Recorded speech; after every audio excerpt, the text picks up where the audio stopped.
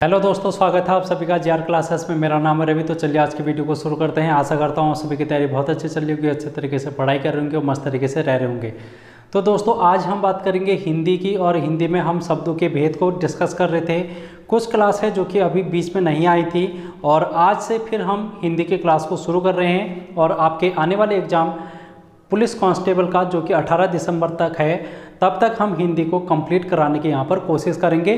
कुछ ही टॉपिक हैं जो कि अब आपके बचे हैं, ज़्यादातर हमने आधे से ज़्यादा सिलेबस है जो कि कवर कर लिया है। लगभग 70 से 80% सिलेबस है हमने कवर कर लिया है। और हिंदी साहित्य को भी हम शॉर्ट वीडियो के माध्यम से देख रहे हैं। लगभग 30 सेकंड से 1 मिनट के बीच में हम एक शॉर्ट वीडियो बनाते हैं। उसमें एक कवि की रचना को हम यहाँ पर कराते हैं। महत्वपूर्ण रचनाएं हैं जो कि हम यहाँ पर देखते हैं।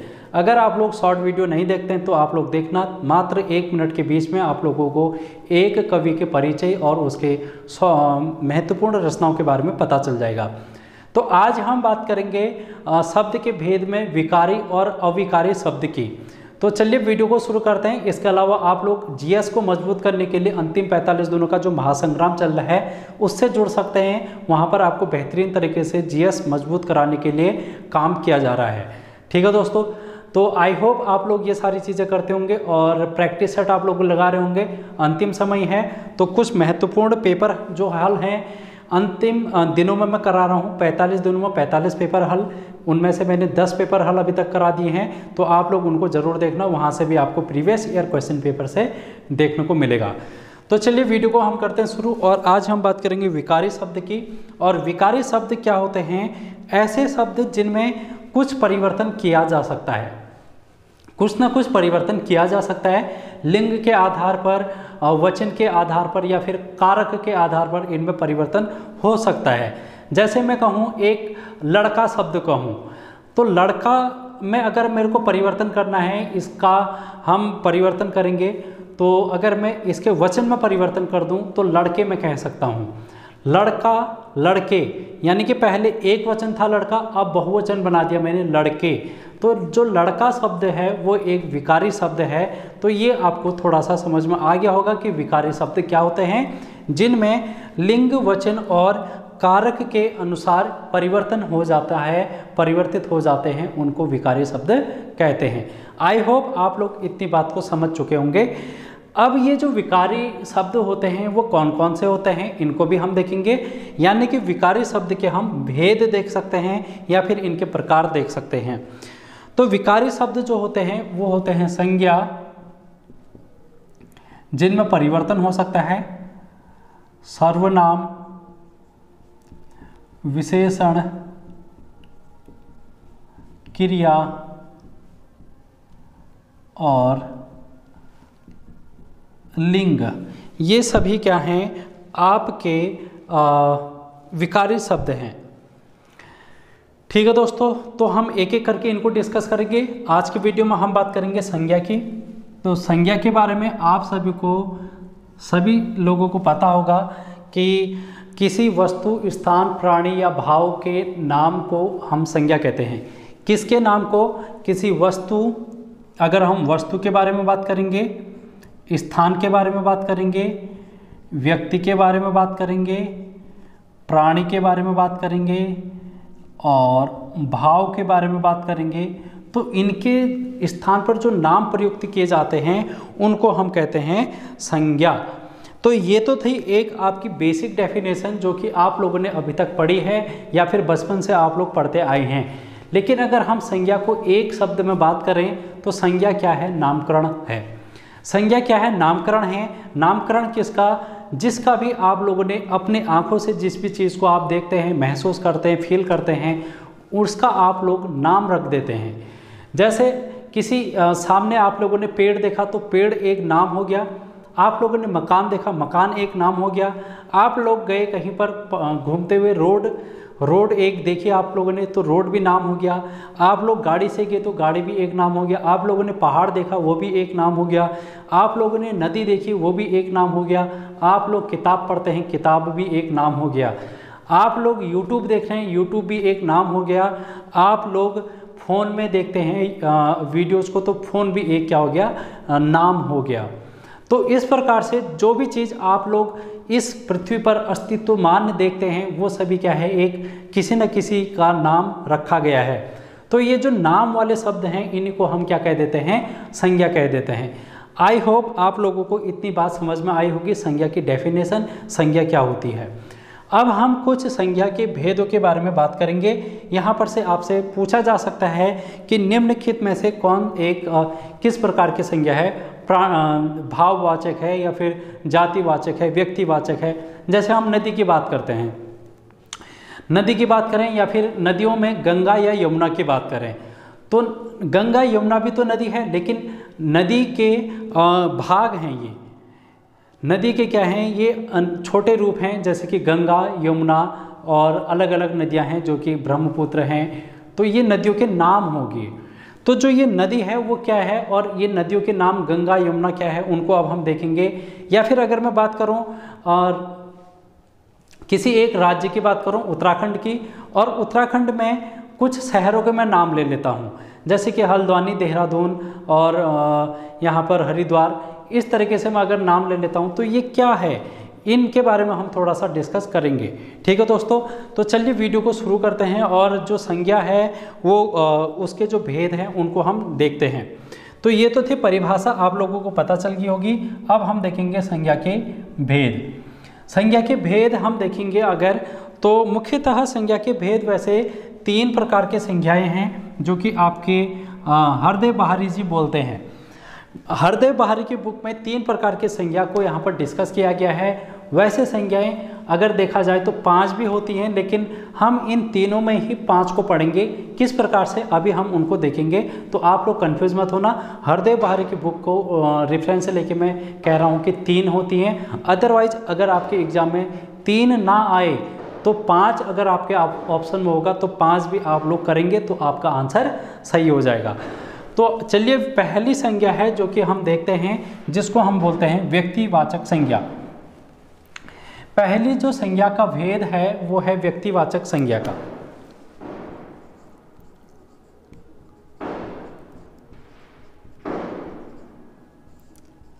अब व्यक्तिवाचक संज्ञा में आप लोग सोच रहे होंगे कि व्यक्ति का नाम ही होगा सिर्फ, क्योंकि व्यक्ति जो है एक चीज़ को दिखा रहा है, एक वस्तु को या फिर एक इंसान की बात कर रहा है व्यक्ति। आप हर किसी के जहन में यही आता है कि व्यक्ति क्या है, एक प्राणी है। लेकिन अगर हम व्यक्तिवाचक संज्ञा की बात करेंगे तो इसमें क्या क्या चीज़ें आएंगी उसको हम देखते हैं। और इसमें आप डेफिनेशन लिख सकते हैं, वे शब्द जो किसी विशेष व्यक्ति के नाम पर आ सकते हैं। ये विशेष व्यक्ति का नाम हो सकता है या विशेष वस्तु का नाम भी ये हो सकता है। ठीक है, विशेष व्यक्ति, विशेष वस्तु, विशेष स्थान या फिर विशेष स्थान भी ये हो सकता है, या विशेष प्राणी भी ये हो सकता है। तो इन सभी को हम कहेंगे व्यक्तिवाचक संज्ञा। अब आप डेफिनेशन इस प्रकार से लिख सकते हैं, वे शब्द जो विशेष व्यक्ति, विशेष वस्तु, विशेष स्थान, विशेष प्राणी का बोध कराते हैं उनको हम व्यक्तिवाचक संज्ञा कहते हैं। इसमें आप एग्जाम्पल अगर देखेंगे, अगर हम व्यक्ति विशेष की बात करें, व्यक्ति विशेष की बात करें तो व्यक्ति विशेष की बात अगर मैं बात करूं तो जैसे मेरा नाम है रवि, तो मैं क्या हूं, एक व्यक्ति विशेष हूं। यहाँ पर अगर हम 10 व्यक्तियों को या फिर 10 स्टूडेंट को खड़ा कर दें तो हर किसी का एक अपना नाम है, लेकिन अगर हमने उनमें से किसी एक को चुनना है तो वो क्या हो जाएगा, व्यक्ति विशेष हो जाएगा। तो व्यक्ति विशेष वो क्या होगा, व्यक्तिवाचक संज्ञा होगा। तो व्यक्ति विशेष में व्यक्तियों का नाम हम लिख सकते हैं। और विशेष वस्तु, अगर आप लोग अपने कमरे में देखते हैं कि आपके डिफरेंट वस्तुएं हैं जो कि आपके कमरे में हो सकती हैं, लेकिन अगर आप किसी एक वस्तु को उनमें से उठाते हैं और बोलते हैं कि ये एक वस्तु है, उसका नाम अगर आप बोलते हैं तो वो क्या हो जाती है, एक विशेष वस्तु हो जाती है। इसी प्रकार विशेष स्थान की अगर हम बात करेंगे, स्थान तो बहुत सारे हैं, बहुत सारे स्थानों में से अगर आप किसी एक स्थान की बात करेंगे तो वो हो जाएगा विशेष स्थान, उसी को हम कहेंगे व्यक्तिवाचक संज्ञा। इसी प्रकार प्राणी तो बहुत हैं, जानवर है, कुत्ता है, बिल्ली है और बहुत सारी चीज़ें हैं, लेकिन अगर हम किसी एक की बात करेंगे उनमें से तो वो हो जाएगा व्यक्ति वाचक संज्ञा। ठीक है, तो अब हम इनके थोड़े से उदाहरण हैं जो कि देख लेते हैं। जैसे कि हम बात करेंगे व्यक्ति की, व्यक्ति, तो व्यक्तियों में रवि आप लिख लो, सुरेश आप देख सकते हैं, मोहन, इस प्रकार से अन्य कितने भी नाम हो सकते हैं। जो भी आप लोगों को नाम पता है वो क्या है, एक व्यक्तियों की नाम है। अगर हम बात करेंगे देश के नाम, देश के नाम जैसे भारत, जापान आदि बहुत सारे देश, जितने भी देश हैं सभी देशों के नाम क्या होंगे, व्यक्तिवाचक होंगे। क्योंकि देश की अगर मैं बात करूं तो उनमें से किस देश की बात मैं कर रहा हूं। अगर मैं भारत देश की बात कर रहा हूं तो किसी स्थान विशेष की बात कर रहा हूं, किसी विशेष देश की बात कर रहा हूं, तो विशेष देश की अगर मैं बात करूंगा तो वो हो जाएगा हमारा व्यक्तिवाचक संज्ञा। इसी प्रकार अगर मैं नदियों के नाम की बात करूं, नदियों के नाम, तो नदियों के नाम, नदियां तो बहुत हैं, नदियां तो बहुत हैं, लेकिन अगर इनके नाम की मैं बात करूंगा जैसे गंगा, यमुना आदि, तो गंगा एक विशेष नदी है, एक विशेष नदी का हमको उसको देखते हैं। गंगा एक ही नदी होगी जो कि एक विशेष नदी होगी। उसी प्रकार यमुना भी एक नदी होगी जो कि एक विशेष नदी है। ठीक है दोस्तों, आप लोग इस प्रकार से इसको याद करेंगे। अगर हम बात करेंगे त्योहार, त्योहारों के नाम, त्योहार हम हर महीने कुछ ना कुछ त्योहार मनाते रहते हैं और साल में न जाने कितने त्योहार मना लेते हैं। तो इनमें से अगर हम किसी एक त्योहार की बात करेंगे, जैसे आप बात करेंगे होली की या फिर आप दीपावली की बात करेंगे, तो ये कोई एक विशेष त्योहार है, विशेष उत्सव है, तो इसी को हम कहेंगे व्यक्तिवाचक संज्ञा। जैसे आपने होली की ही बात की या फिर दिवाली की बात की, तो ये क्या हो गया, एक व्यक्तिवाचक संज्ञा का नाम हो गया। अगर हम बात करेंगे शहरों की, अगर हम बात करेंगे शहरों की, तो शहर में बहुत सारे शहर हैं भारत में। अगर हम उनमें से किसी एक शहर की बात करेंगे, जैसे दिल्ली की बात हमने कर दी, मुंबई की बात कर दी, तो कोई एक विशेष शहर की बात कर रहे हैं अब हम, तो ये हो जाएगा व्यक्तिवाचक संज्ञा। इसी प्रकार अगर हम पर्वतों के नाम बात करें या फिर पुस्तकों के नाम की बात करें, पुस्तक, पुस्तक या फिर ग्रंथ है, जैसे हम बात करेंगे ऋग्वेद की, तो वेद तो बहुत हैं, 4 वेद हैं और ग्रंथ भी बहुत सारे हैं, लेकिन अगर हम एक पर्टिकुलर एक विशेष की बात करेंगे तो वो हो जाएगा ऋग्वेद। ऋग्वेद क्या होगा, एक विशेष प्रकार का पुस्तक या फिर ग्रंथ हो गई। तो हम इसको इस प्रकार से देख सकते हैं जो कि व्यक्तिवाचक संज्ञा के उदाहरण है। आई होप आप लोगों को अब ये व्यक्तिवाचक संज्ञा है कंफ्यूज नहीं करेगी। और जैसे हम महीनों के नाम की बात करें तो महीनों में भी जनवरी एक विशेष प्रकार का क्या है, महीना है। अगर हम आप लोग किसी भी महीने में अगर जन्मे हैं तो आप लोगों के लिए वो महीना क्या हो गया, विशेष हो गया, तो उसको हम कहेंगे व्यक्तिवाचक संज्ञा। ठीक है दोस्तों, तो व्यक्तिवाचक संज्ञा आई होप आप लोगों को समझ में आ गई होगी। अब हम बात करेंगे दूसरी जो संज्ञा है, जातिवाचक संज्ञा। दूसरी है जातिवाचक संज्ञा।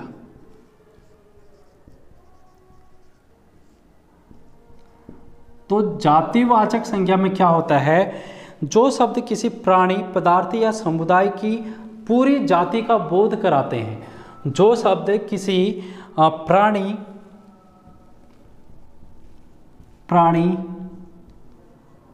समुदाय या फिर पदार्थ के संपूर्ण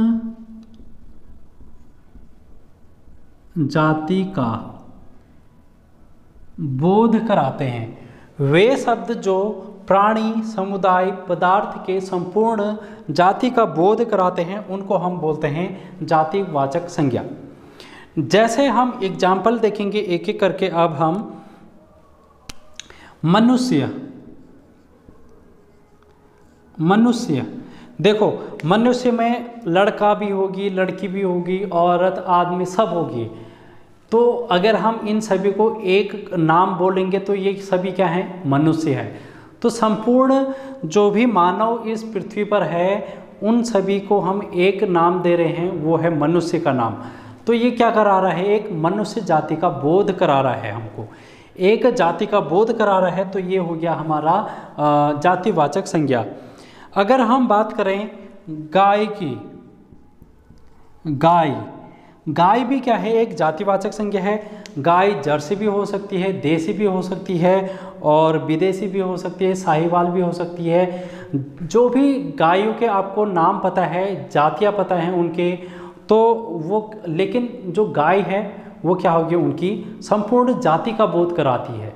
तो इसलिए जो गाय हो गया वो हमारा क्या हो गया? जातिवाचक संज्ञा हो गया। इसी प्रकार अगर हम बात करेंगे लड़का, लड़का, लड़का, अब आप इस पृथ्वी में देखते होंगे आधे लोग महिलाएं हैं, आधे लड़के हैं। तो लड़कों के अगर हम नाम की बात करेंगे तो न जाने कितने नाम निकल के आ जाएंगे, लेकिन अगर हम सबको एक ही रूप में देखेंगे तो वो क्या होगा? लड़का। लड़का क्या कर रहा है? संपूर्ण जाति का बोध करा रहा है। उसी प्रकार लड़की भी हम कह सकते हैं, जो कि सभी लड़कियों को यहाँ पर इंगित करता है। उसी प्रकार अगर हम बात करेंगे नदी की, नदी, अब नदी में भी क्या है? नदियाँ तो बहुत सारी हैं, लेकिन बहुत सारी नदियों को सर हम एक ही नाम देंगे तो वो होगा नदी, यानी कि संपूर्ण नदियों की जाति का बोध ये करा रहा है। तो ये हो गया हमारे पास जातिवाचक संज्ञा। इसी प्रकार अगर हम बात करेंगे पहाड़, पहाड़, पहाड़ भी न जाने कितने होंगे, और सभी का एक ही रूप है जिसको हम कहते हैं पहाड़। पहाड़ हो गया, शहर हो गया, ये सभी क्या हैं? एक जातिवाचक संज्ञा के उदाहरण हैं।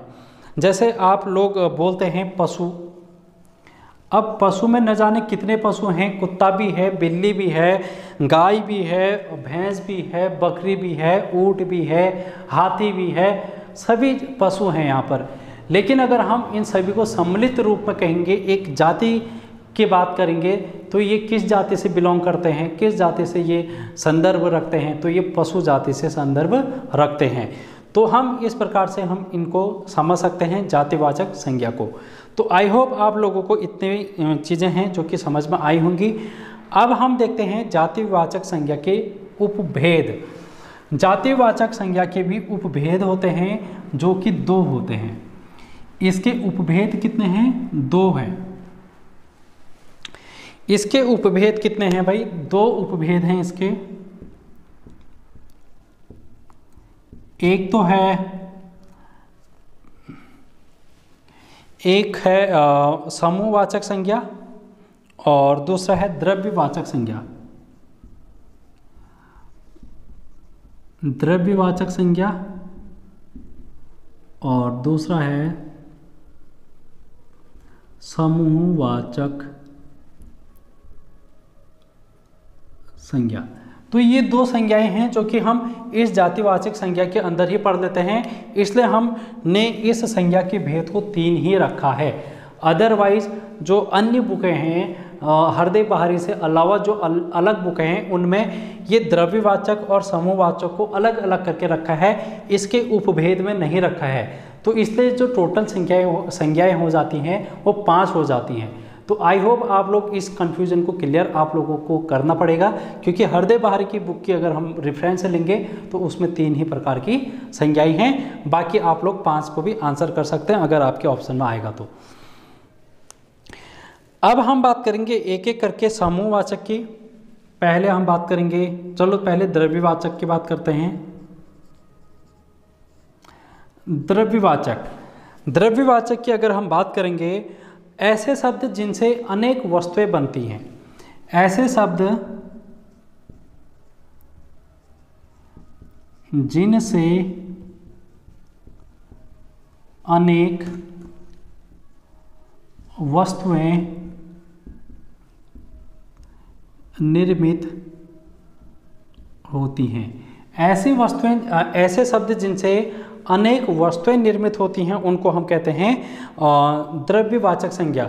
इनकी एक खासियत ये हो सकती है कि हम इनका माप तौल कर सकते हैं, माप तौल कर सकते हैं इनका, ठीक है, ये भी आपको ध्यान में रखना है। जैसे एग्जाम्पल हम देखेंगे तो लोहा,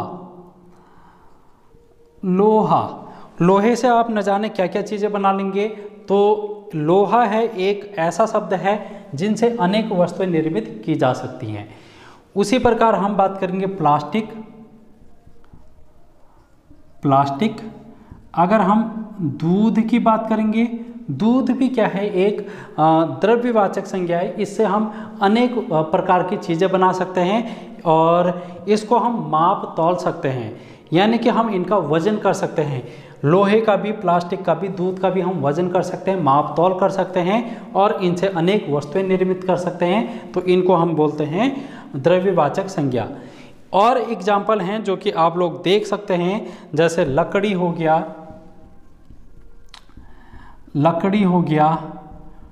ऊन हो गया, ऊन से भी आप बहुत कुछ बना सकते हैं, सूत हो गया, और तांबा हो गया,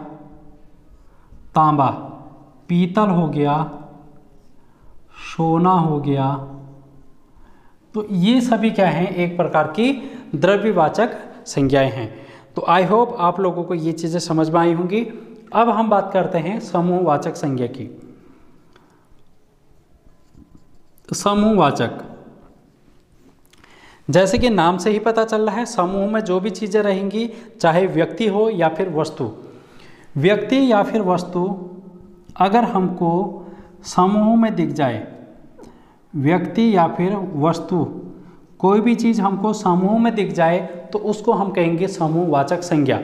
जैसे अगर हम व्यक्तियों की बात करेंगे तो व्यक्ति में भीड़ हो गया, भीड़, सेना, पुलिस और समिति, सभा, और क्या हो सकता है यहाँ पर, दल।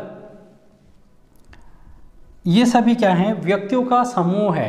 व्यक्तियों का समूह भीड़ भी कहलाता है, आर्मी यानी कि सेना, पुलिस भी व्यक्तियों का समूह है, समिति भी व्यक्तियों का समूह होता है, सभा और दल, ये सभी क्या है, व्यक्तियों का समूह है। अगर हम वस्तुओं के समूह की बात करेंगे, जैसे कि हम चाबियों का गुच्छा कह देते हैं, चाबियों का गुच्छा हम कह देते हैं, ये क्या है, वस्तुओं का समूह है। अगर हम कूड़े का ढेर कह देते हैं, ढेर, तो ढेर क्या है, वस्तुओं का समूह है, इसमें बहुत सारी वस्तुएं आ जाएंगी। तो ढेर क्या है, एक वस्तुओं का समूह है। पुंज हो गया या फिर श्रृंखला, ये सभी क्या हैं, वस्तुओं के समूह की बात करता है। तो इस प्रकार ये हो जाती हैं समूहवाचक संज्ञा कंप्लीट। ठीक है दोस्तों, आई होप आप लोगों को यहाँ से समझ में आ रहा होगा कि किस टाइप के शब्द हैं जिनको हम अलग अलग संज्ञाओं में डिफाइन करते हैं। और एग्जाम में यहाँ से क्वेश्चन इस प्रकार से पूछा जाएगा कि निम्नलिखित में से कौन सी संज्ञा है ये। तो आप लोगों से अगर कह दिया जाएगा कि जो तांबा है वो किस प्रकार की संज्ञा है, ऑप्शन आपको दे दिया जाएगा, जातिवाचक, द्रव्यवाचक, समूहवाचक, इस प्रकार से अलग अलग संज्ञाओं के नाम आपको दे दिए जाएंगे। तो आप लोग इसको फिर वहाँ पर गलत करके नहीं आएंगे, अगर आप लोग इस चीज़ को समझ रहे हैं तो। अब हम बात करेंगे अंतिम है जिसको हम बोलेंगे तीसरी संज्ञा, और वो है भाववाचक संज्ञा। भाववाचक संज्ञा की अब हम बात करेंगे, और भाववाचक संज्ञा से भी आपके एग्जाम में पूछ ले जाते हैं क्वेश्चन।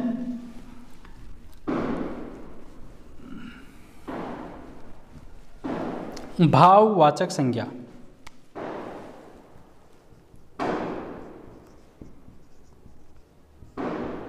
देखो भाववाचक संज्ञा में क्या है, ऐसे शब्द जिनसे किसी व्यक्ति या वस्तु के गुण, धर्म, दोष इत्यादि का पता चलता है, उसके व्यवहार का पता चलता है, हम उसको कहते हैं भाववाचक संज्ञा। किसी वस्तु के गुण, धर्म, दोष, गुण, धर्म, दोष, स्वभाव, भाव आदि का बोध जहाँ पर भी होगा उसको हम कहेंगे भाववाचक संज्ञा।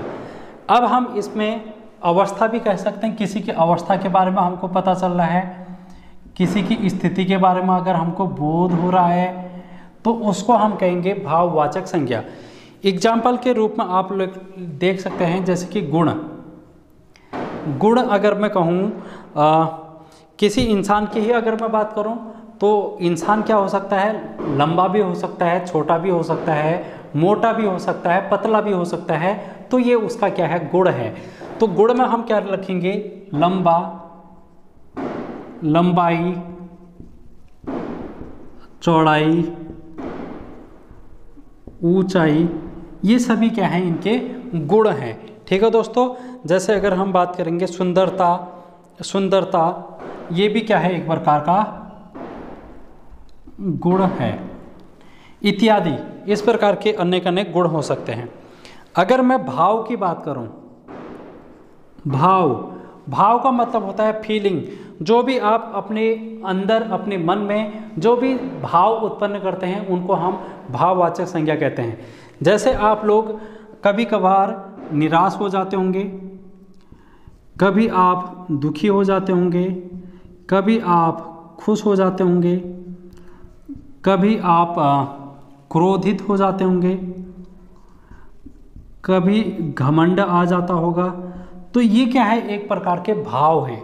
ये क्या है, एक प्रकार के भाव हैं जो कि भाववाचक संज्ञा के रूप हैं। ठीक है दोस्तों, अब अगर हम दशा या फिर अवस्था की बात करें, दशा या फिर अवस्था की अगर हम बात करें तो जैसे बचपन है,